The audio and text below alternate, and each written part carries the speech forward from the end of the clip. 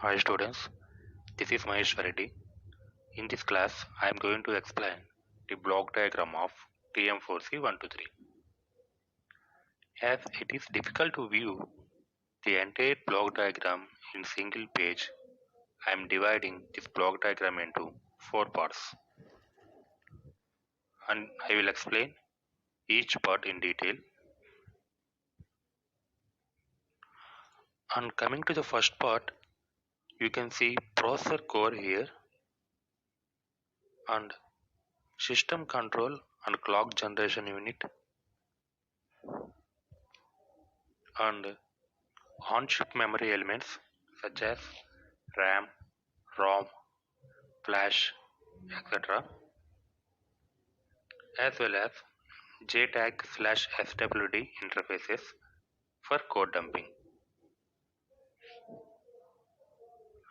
And within this part, coming to the processor core, it is a 32-bit ARM Cortex processor core, which bit 32-bit, and it operates on 80 MHz operation with 100 MIPS performance, 100 million instructions per second performance. And this processor core includes submodules ETM, FPU, NVIC, and MPU. Here, ETM indicates embedded trace macro cell. FPU means floating point unit. NVIC means nested vector interrupt controller. MPU means memory protection unit. See, I will explain each one in detail. First of all, what is ETM? ETM means embedded trace macro cell. This ETM is a real-time instruction and data processing module which is used for tracing instructions and data in real time. It is used for real-time debugging. Understand why ETM is used? It is used for real-time debugging of data and instructions. Next, FPU, floating point unit, which is used for performing floating point operations. This FPU fully supports single precision addition, subtraction, multiplication, division, and square root operations also. It also provides conversions between fixed point and floating point data formats. Understand? Next, NVIC. NVIC means Nested Vector Interrupt Controller. This NVIC module is used for handling interrupts, that is, prioritizing the interrupts and handling the exceptions immediately as it very needed to the CPU core. As it is present inside the CPU core, it can handle interrupts quickly compared to the other controllers. This NVIC will prioritize and handle all exceptions, that is interrupts, in handler mode. Next, MPU. MPU means Memory Protection Unit. The MPU supports standard ARM Protected Memory System architecture. This means the MPU provides full support for protection regions, overlapping protection regions, and access permissions, and exporting memory attributes to system, etc. That means this memory protection unit is used to provide security to the memory. Understand? Coming to on-chip memory elements, the TM4C123 microcontroller is integrated with following set of on-chip memory features. The first one is 32 KB single cycle SRAM. It is having 32 KB SRAM, static RAM, 256 kilobytes flash memory, 2 kilobytes EEPROM, electrically erasable programmable read-only memory. These are the memory elements present in the TM4C123. The Static RAM is used for storing the temporary variables during the operations. Flash memory is used for storing your code which is not erasable. That is, we can make some of the blocks as read only or execute only, providing different levels of code protection so that these read only blocks cannot be erased or programmed, protecting the contents of these blocks from being modified. This is done by MPU. Execute only blocks cannot be erased or programmed. It can be done in the flash memory with the help of the MPU. And coming to the ROM, the TM4C123 ROM is pre-programmed with the following softwares and programs. What are they? It is pre-programmed with TivaWare peripheral driver library. Peripheral drivers are predefinedly programmed in the ROM. Peripherals, no, peripherals means timers or DMA, controllers, ADCs, DACs. These libraries are pre-programmed in the ROM here. It consists of TivaWare bootloader, bootloading software. It consists of AES cryptography tables, advanced encryption standard for providing security to the data, and cyclic redundancy check (CRC), which is error detection functionality present in the TM4C123. These are all present in the ROM here. And coming here, it consists of system control and clocks block, which provides clock signal to the controller unit in order to synchronize the operations.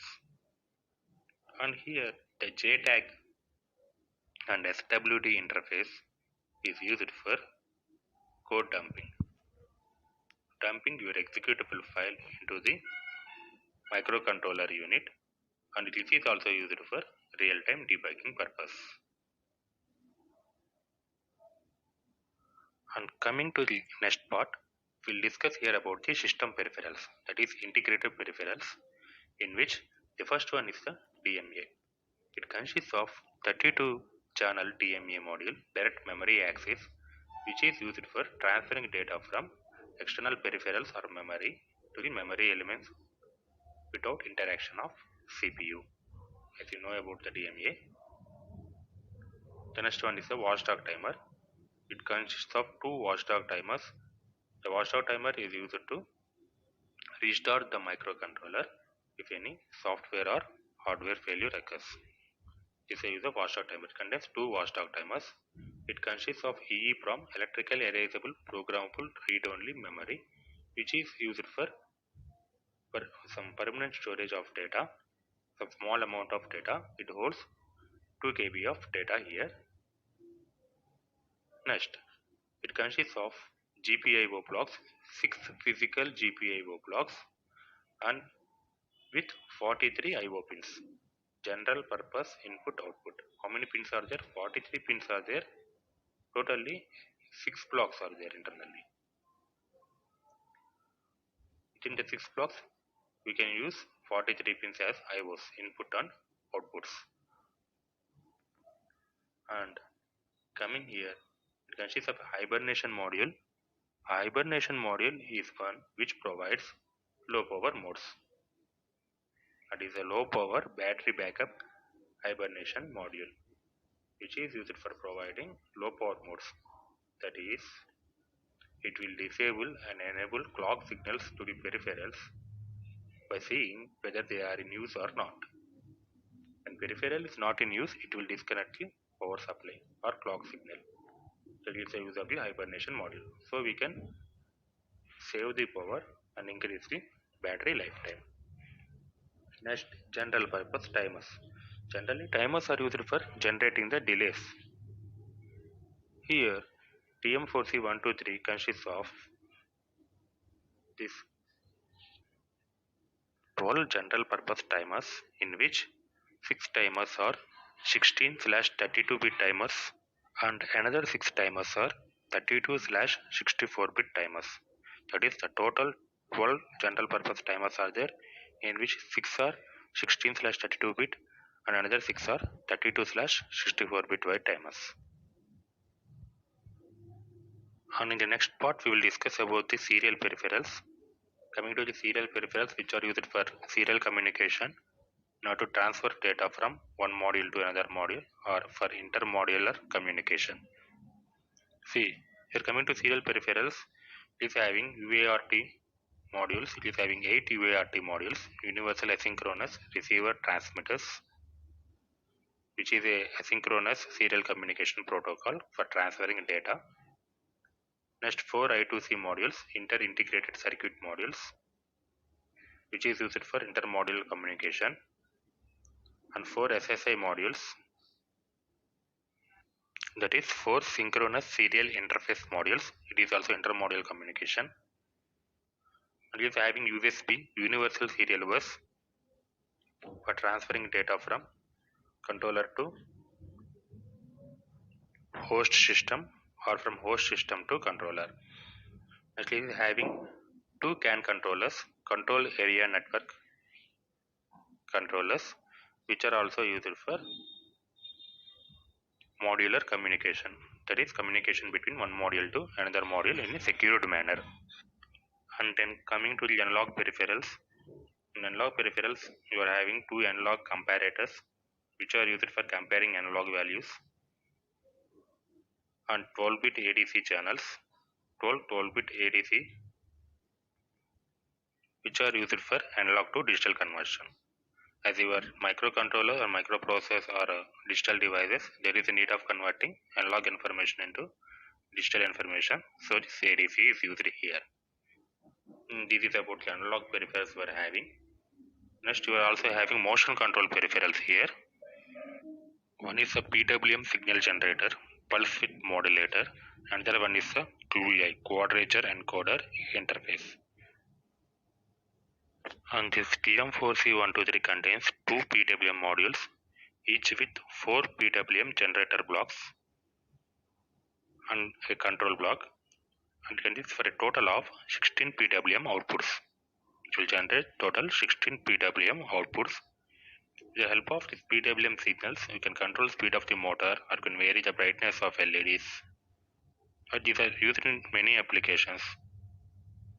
Some of the typical applications include switching power supplies and motor control.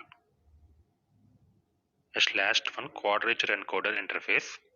A quadrature encoder is also known as 2-channel incremental encoder, which is used for converting linear displacement into pulse signal.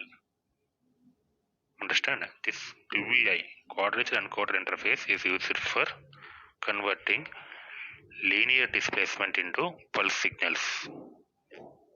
And this is about the block diagram of TM4C123. As it is difficult to view the entire block diagram in single page, I am dividing this block diagram into parts. In examination, we have to draw this block diagram in single page only by combining all these parts into single block diagram. Thank you for listening.